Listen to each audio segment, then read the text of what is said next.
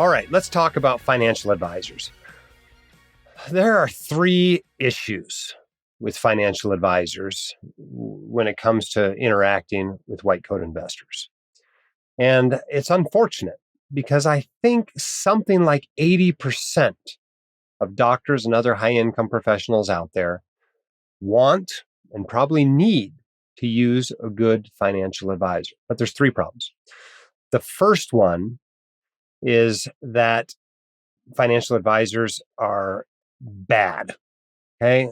They're calling themselves financial advisors, but they aren't actually financial advisors. They're salespeople in disguise most of the time, or they're ignorant. They just don't understand finance. It's not that they're deliberately trying to hurt you. Some of them are, but it's simply that they don't understand all the ins and outs. They don't understand not only the specific doctor specific stuff, but they don't understand the basics of finance. I can't believe how many financial advisors I run into that think they can pick stocks well enough to beat the market, or that are using actively managed mutual funds. The data on this stuff's very clear, number one.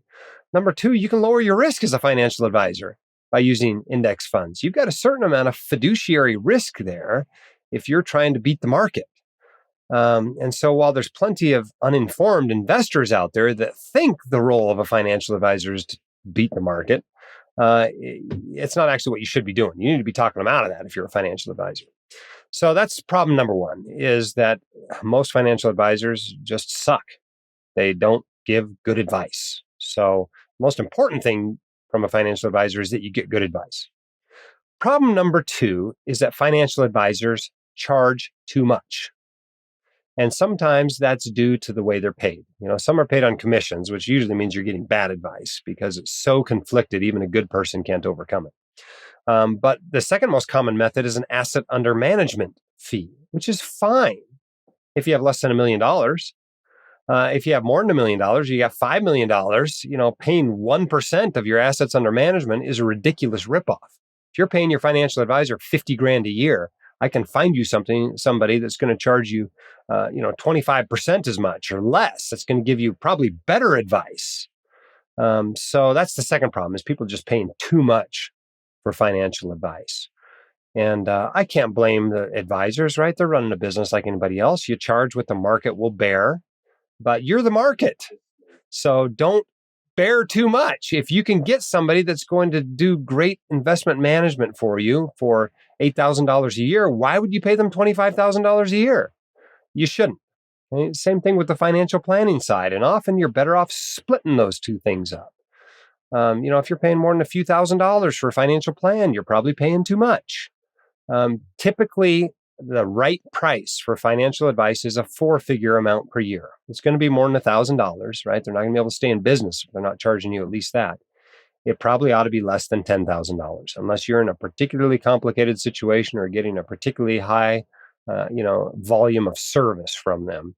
That's probably about the most you ought to be looking to pay. Certainly by the time you're in the $20, $25, $30, $40, $50,000 range, you're paying too much.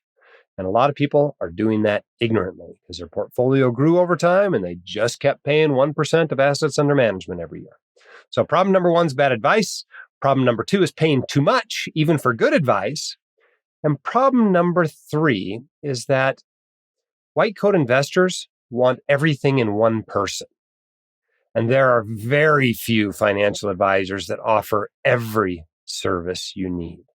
For example, you may need a financial planner to help you draft up your financial plan, help you even create a budget, maybe help you manage student loans. And there's specialists in that as well. So you've heard of student loan advice that we talk about on here all the time, studentloanadvice.com, right? It's practically a specialty in and of itself.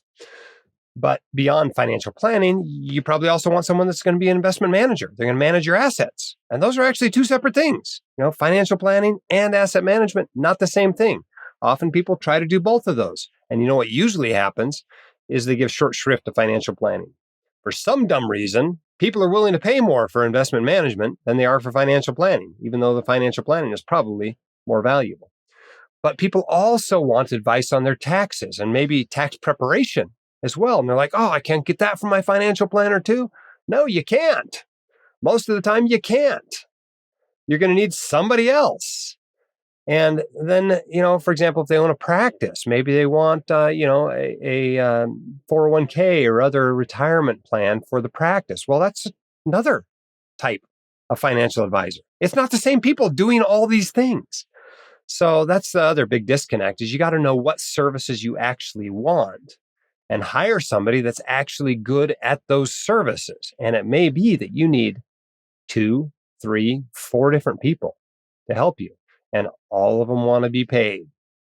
Even if you're just paying for tax preparation, by the time you have a complicated return, if you're filing in multiple states or you got a bunch of K1s or something, you're doing a corporate return as well, you're going to be paying thousands just for tax preparation. That doesn't even really include much tax advice. And then you add on, $5,000 or $10,000 for investment management, maybe a few thousand for financial planning, right? Now you're going to pay somebody for your practice retirement plan. You could spend quite a bit of money on financial advice. So you can obviously see here that this is expensive stuff. We just got done doing our survey of white coat investors out there, and we know most of you are making somewhere in the, your household income's only $250,000 to $500,000, somewhere in that range. So if you're paying $15,000, $20,000, $25,000 for financial services every year, that's a huge chunk of your income. That's a huge chunk of your spending. Most of you are actually spending less than $200,000 a year. So this could be like an eighth of your spending if you've got all those people. So you can see the impetus to actually become financially literate. The more financially literate you are, the less you have to pay to other people to do these things for you. It's entirely possible for you to be your own financial planner. It is entirely possible for you to be your own investment manager. I have done both of these for myself my entire career. It is not undoable. Many white coat investors out there are doing it. You can file your own taxes and do your own tax strategizing. I did my own taxes for many, many years, until like a couple of years ago, and I just couldn't figure out which states I had to file in for all my K1s.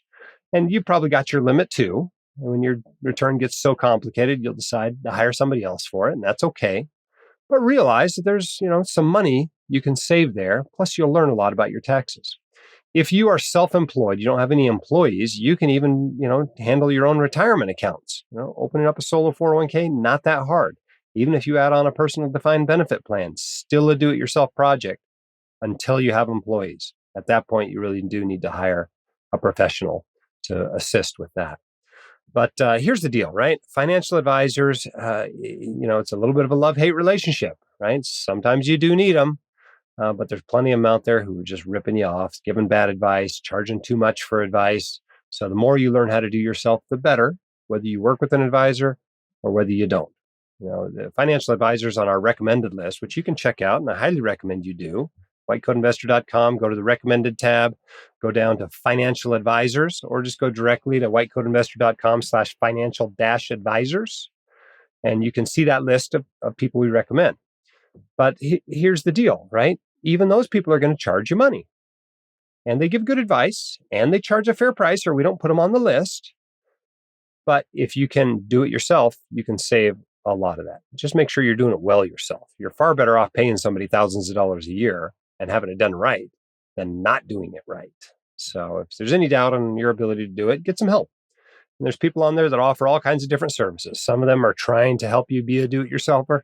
Some, kind of want to do it all. They want to be a full service person. And that's the kind of client they're looking for. So you need to make sure you get a good match there. The hosts of the White Coat Investor podcast are not licensed accountants, attorneys, or financial advisors. This podcast is free entertainment and information only. It should not be considered professional or personalized financial advice. You should consult the appropriate professional for specific advice relating to your situation.